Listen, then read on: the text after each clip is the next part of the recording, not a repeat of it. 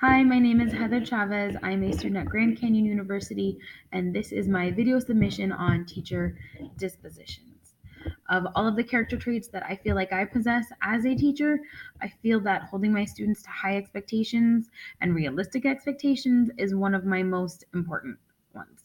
We all come in at different levels, we're going to leave at different levels, but in the meantime, we work hard and we achieve goals.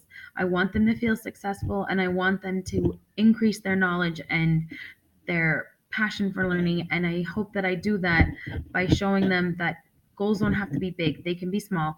But in the meantime, we're going to continue to work hard and we're going to try and push further. I also feel like I instill a lot of curiosity in my students.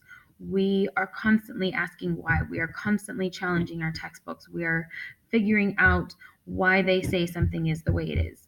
As often as I can, we're using manipulatives, we're doing science experiments, we are testing those theories. We are being active learners, and whenever they figure something out, whenever they get to do something and see it unfold in front of them, it just creates and helps to instill that love of learning and that drive to want to make sure they figure out what's going on in the world around them. And reading and taking notes has its place, but that hands-on experience, that questioning, really helps to drive that curiosity. And like I said, as often as I can, as much as I can, we're questioning and we're figuring things out for ourselves and not just taking the word of our textbooks.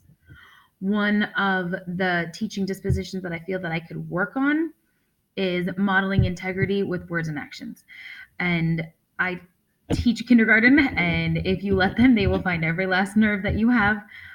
But it's important to me that I show them that you can start off with a bad moment and that you can pull it together and have a better afternoon. Every recess, while they're gone, I take a drink of my water, I take a deep breath, and when they walk in, they all get high fives again. We start off with a fresh slate because in kindergarten, moods change, every 5 minutes. So again, I need to make sure that I also show them that we can pull it together and that when things go wrong and I'm a grumpy bear, that I'm not taking it out on them, that they don't take it out on me. And so just I need to make sure that as a professional that I do make sure I either A, give them that chance, or B, show them that things happen and how we handle them is how it reflects on us and how we show good character. And like I said, taking that deep breath and moving on is something that I need to help model a little bit better for them. Secondly, the disposition regarding friendliness and warmth.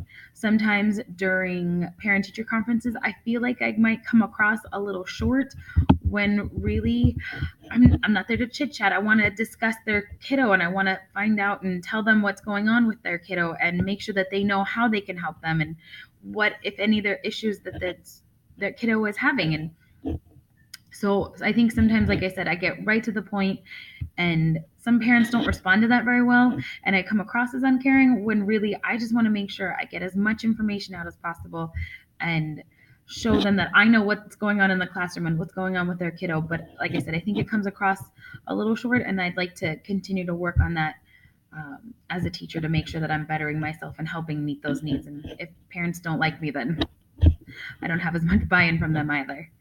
Um, I feel that anyone who's an advocate for a student needs to be someone that is resourceful and flexible. If you're going to be a teacher, you need to have that disposition of things aren't always going to be or go your way, and you need to be flexible. This includes the materials that we have.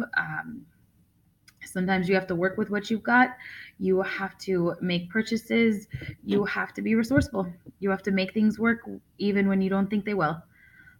Being flexible is that second part of being a great teacher, and making sure that when parents show up with cupcakes that they didn't tell you about, or when administration plans an unscheduled event, you need to be able to go through all of those situations and come out with a working classroom, and making sure that you're still maintaining that positive learning environment and that you're meeting all of those needs no matter what situation arises. When you have that lockdown drill and you have to help comfort those kiddos and then go right back to teaching, it's all in how resourceful and how flexible you can be as a person and as a teacher. And I feel that that's what makes a good teacher. Thank you so much. Appreciate your time.